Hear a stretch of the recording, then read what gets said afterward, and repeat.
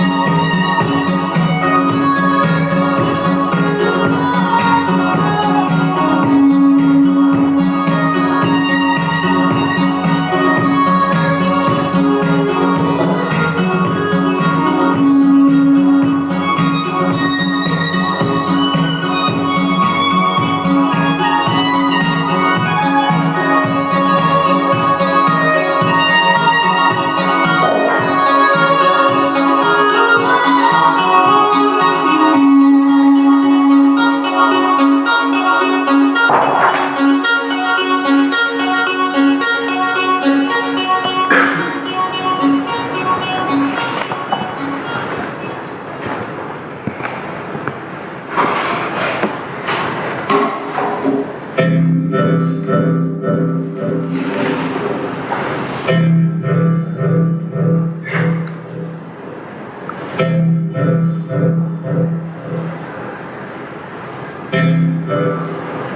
thought I'd just start to explain a little bit on why I started the publication, and then I was going to go into a sneak preview of our new issue that's coming out at the end of the month. And I released the first cover today, and the other one's coming out tomorrow. So I started in my final year of uni because I was getting really frustrated by how I wanted to go into independent publishing, but as a creative that didn't live in a big city, how the lack of opportunities there were for young creatives, especially if you were emerging or didn't have like a big platform yourself. I found the industry, especially in fashion, like extremely elitist, which it still is now.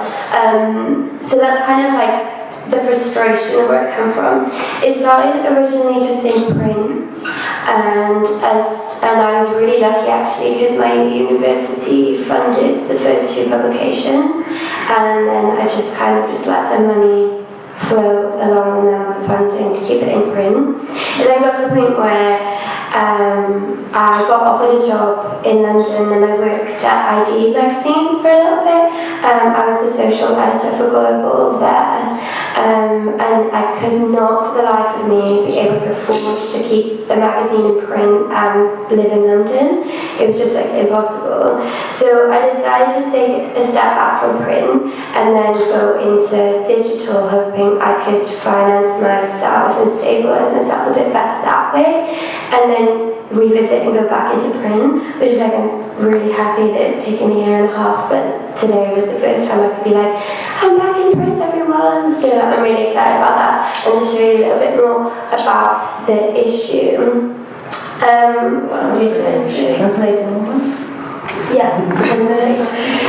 Ok, vi mostrerò adesso alcune cose.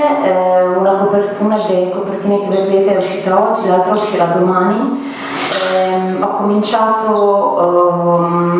Brick Magazine 4 anni fa, quando ero l'ultimo anno di università. Vivevo in una piccola città e avevo una forte frustrazione per la difficoltà che si ha quando si inizia, quando si desidera entrare in questo mondo delle riviste, quando si comincia a lavorare, c'è una forte mancanza di opportunità, e da qui un po' è nato il mio desiderio di fondare Brick Mag.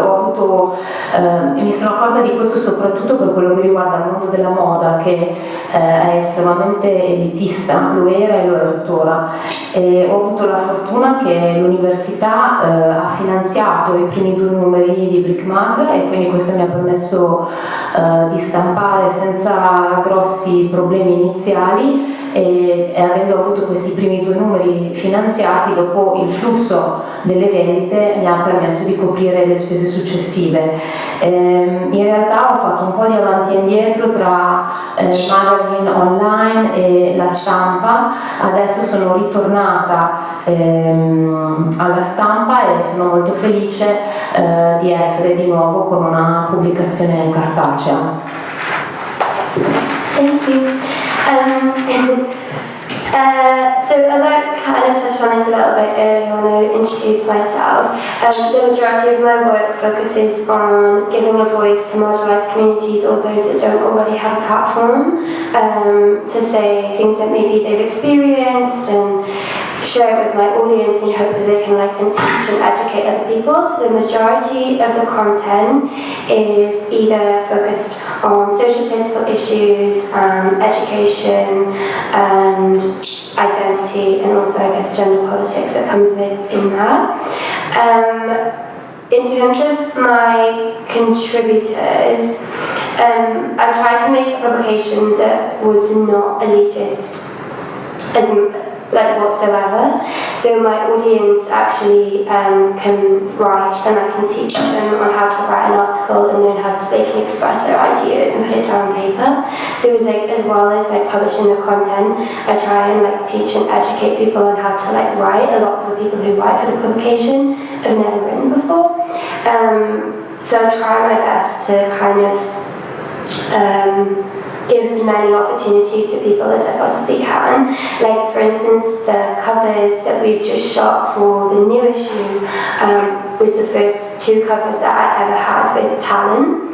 I feel that I've been very, I can't think of the word, I'm an outsider. Then as an industry, I consider myself as like I've got no social credibility or anything when I started Bricks. So I try and like implement that as much as possible with the teams I pick to create the work. I've offered like big photographers quite a lot of the time to focus, to shoot the covers and shoot like important things for the issue. And more often than not, I turn them down even if I love their work, because I kind of want to give it to someone who I feel would benefit from doing that shoot. Am I talking? Should I translate? Okay, can go. I translated. Okay. So yeah, that's kind of like where I am in like terms of the content.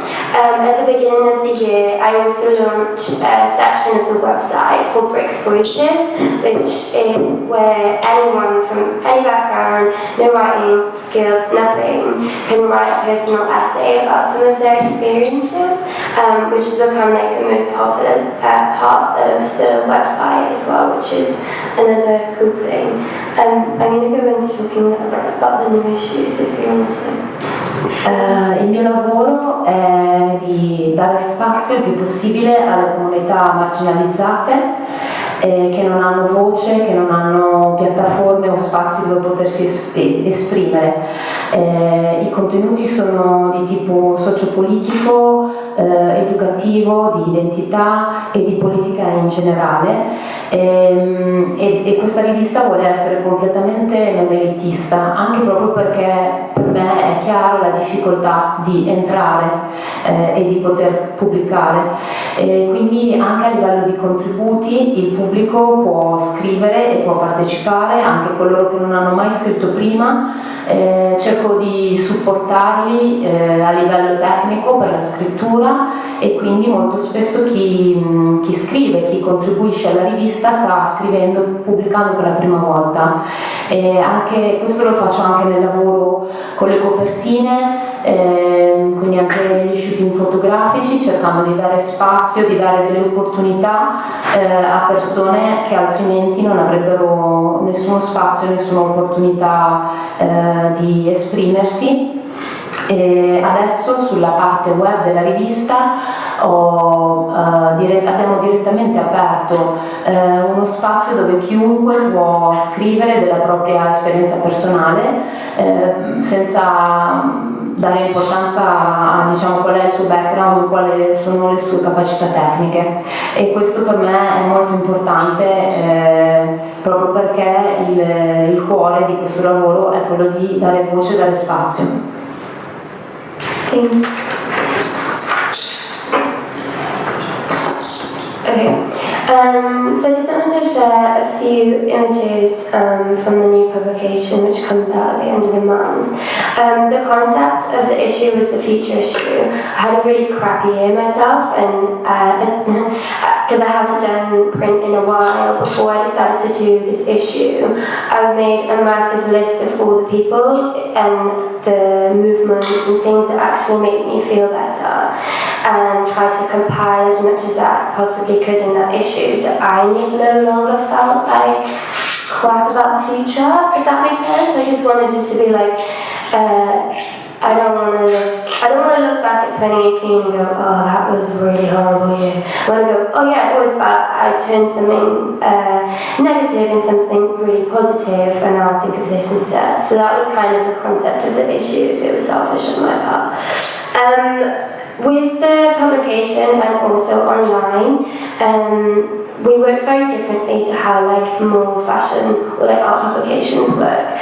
First, we don't Photoshop any of the people that we photograph, mainly because I feel that I don't want my audience to feel like they're being sold something. I just want to like explore an idea, or I like to like open a print myself, which a lot of publications that are independent can now, and actually just like see myself in an image and like relate to it. So we don't use Photoshop.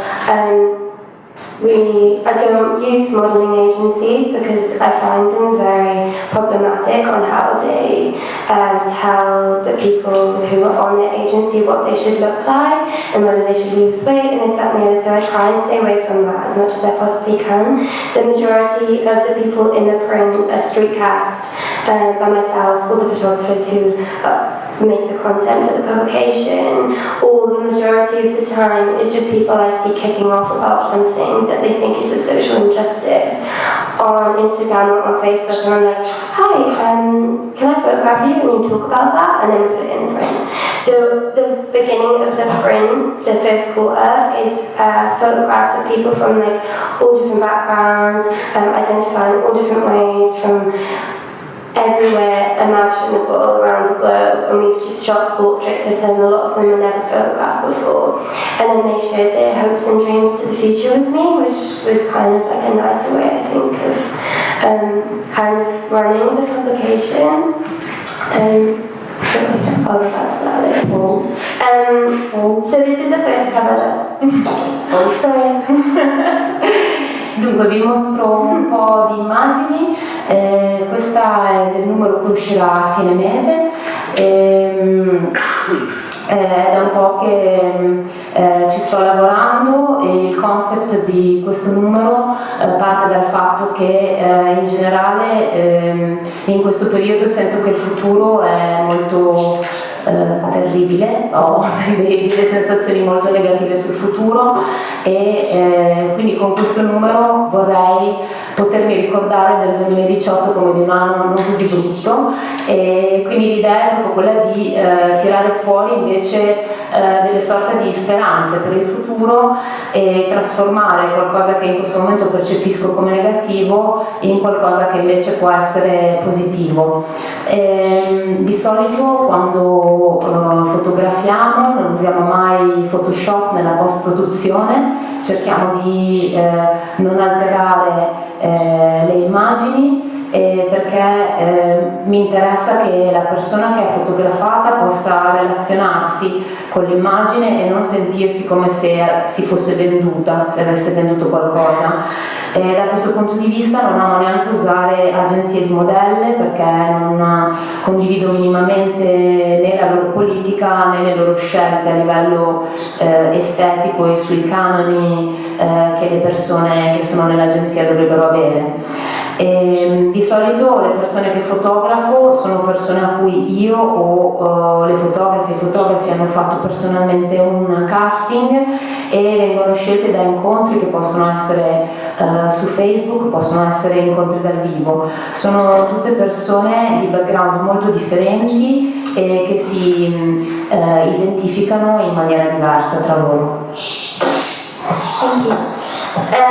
So this feature shoot that was touched on a bit earlier, is the first time we've ever done 2 covers as well, which I'm excited about. So this one, which hasn't been released yet and comes out tomorrow, is trans activist Monroe Bergdorf. I don't know if she's popular here, but she's like massive in the UK at the moment.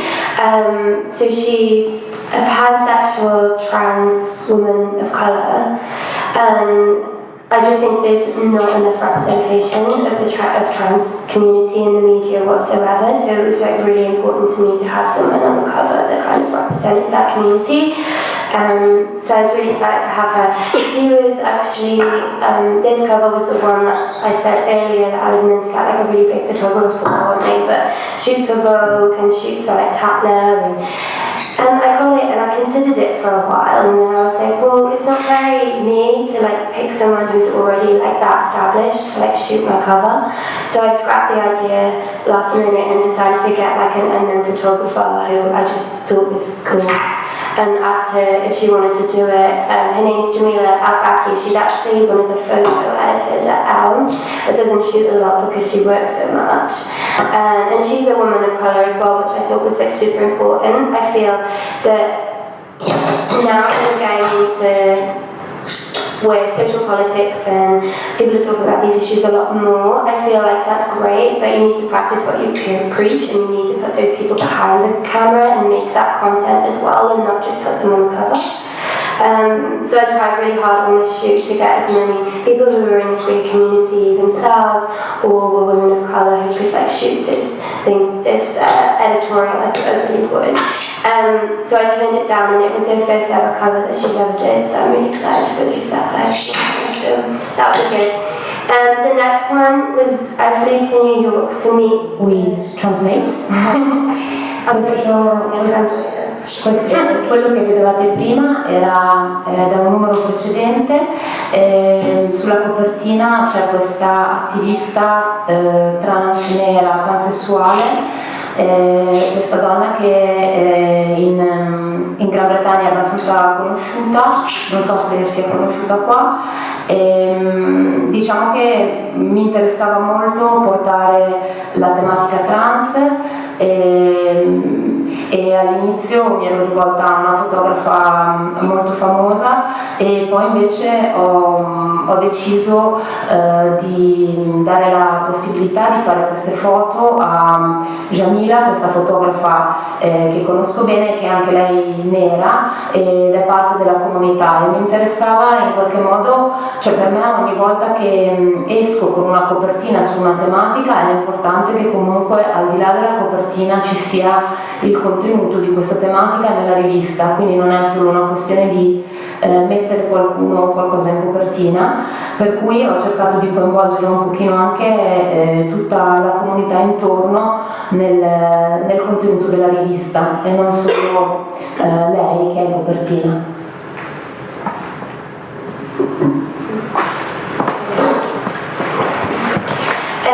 So this is the other cover option that I released about an hour ago on social media. This is an 11-year-old drag kid called Desmond's Amazing. He lives in New York and he got discovered by RuPaul of RuPaul's Drag Race, I think maybe 8 months ago. And just absolutely blew up, and then loads of other kids who were like, oh my god, I do this too, I drag as well at home, blah blah blah. And he started the first ever drag kid collective. And I was like, oh my god, I have to go meet these kids, they're like amazing. So I had to go to a wedding in New York anyway, so I was like, I'm gonna get them for cover, and I was so happy that I did it. So this is his first ever cover, and it's the first piece of press ever as well for his drag kid club called House is Amazing.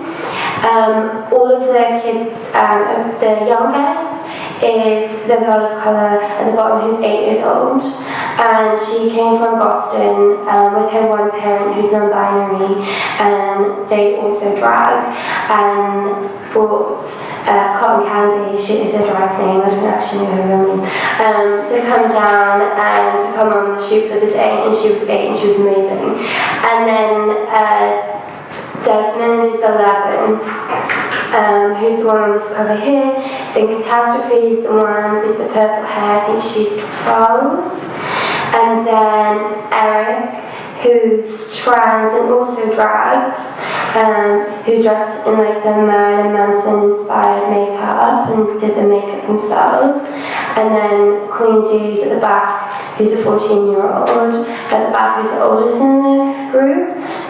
But I thought they were amazing because they get so much abuse online for what they're doing, especially from like an older, more conservative mentality, I guess. And I feel like these kids, especially in America at the moment, need these platforms to be like, no, you know, like, if I want anyone on my cover, they deserve to be on the cover for sure, for how much abuse that they get just for like being themselves and expressing themselves, and in their like politically divided world and in Trump's America, I feel like it's just so important to give these kids a voice. So I spent the day with them. And it broke my heart because Desmond was explaining to me how his mum, who's also an LGBTQ activist in America, who'd actually quit jobs in the past for members of staff bullying other queer members of staff. So she's like quit jobs before, so she's just like so outspoken. The Westboro Baptist Church, who are like this like absolutely awful group in America who are just basically anti-anything progressive, and has a whole page about his mum on the Westboro Baptist Church, basically saying that she forces kids to be gay because she allows her son to like express himself through drag in whichever way that he wants to identify as, which is super sad. And she can't even. Desmond was explaining to me that he makes enough money now on social media that he pays his mum to be his manager so they can actually live as a family in New York, because she can't work because the Westboro Baptist Church bring her place of work and abuse her constantly, so she can't go and work for another office because they can't deal with the hate abuse that they receive.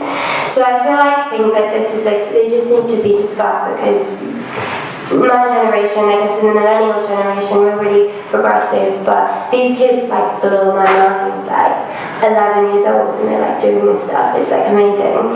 And one of my favorite things is like I took from that day was Desmond was like there's the energy and the positivity, and was like, Tori, just wait till this cover comes out. And I was like, why? And he was like, just you wait till the comment section. This one's for the haters, they're gonna love this. And I was like, oh, your energy is amazing. And it's like one of the reasons why I started Bricks, and as I was saying earlier, was take the negative things that I feel bad about and turn it into something positive. And I think these kids like make me like so excited for the future. Ok, questa è uscita oggi sui social. Quella che vedete in copertina è una drag di 11 anni, vive a New York, è stata scoperta 8 mesi fa e qui accanto vedete il primo collettivo di bambini drag che io sono andata a incontrare a New York. C'è quella più in basso che ha 8 anni, viene da Boston, ha dei genitori non binari che si dragano anche loro. Poi c'è Jasmine che ha 11 anni, c'è questa ragazza di 12, Eric che è una persona trans e che si draga, e infine sul retro vedete questa ragazzina di 14. L'incontro con loro è stato incredibile e ho subito pensato che volevo realizzare una copertina e una rivista su questo incontro perché loro ricevono tantissima violenza su internet, tantissimi commenti violenti per quello che fanno, che non è nient'altro che esprimersi e rendere pubbliche queste immagini di sé. Negli Stati Uniti questi bambini hanno assolutamente bisogno di spazio, quindi mi è sembrato che dedicare loro un numero della rivista fosse un buon modo per dargli voce. Ho passato un'intera giornata con loro.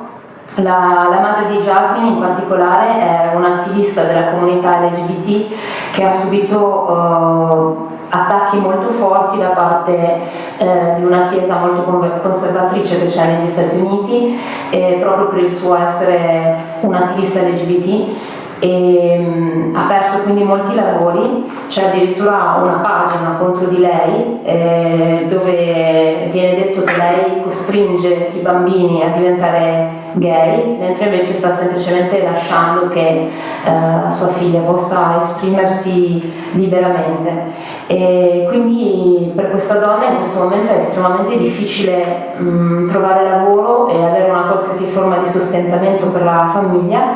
Jasmine quindi ha assunto sua madre come sua manager in questo lavoro sul drag, e questo permette loro di avere un'entrata e di andare avanti. Jasmine ha proprio questa capacità di trasformare le cose negative in qualcosa di positivo, e questo è il motivo per cui mi ha colpito così tanto. E anche quando abbiamo terminato lo shooting di questo lavoro mi diceva proprio non vedo l'ora che questa copertina esca, perché non posso aspettare a vedere le reazioni che ci saranno. Thanks. And then here's my website and Instagram and my personal email, just in case anyone ever wants to open up or get in touch or has gone through something and kind of want to express it on like a platform to hope that it can help others. You can contact me on that email. And yeah, and you can pre-order this issue as well as ship internationally. It's out in the UK on the 29th of November. Hopefully it'll come within a few days in the post after that if it's shipped over here. But if you go on our Instagram, there's a swipe up on our stories and it's in our link in bio if you wanted to pre-order. It'll help me pay my rent this month, thanks. Vi trovate i miei riferimenti al sito web, a Instagram, la mia mail personale, potete contattarmi, potete anche, se volete, mandare i vostri contributi alla rivista, potete seguirci sui vari media e il prossimo numero uscirà il 29 novembre.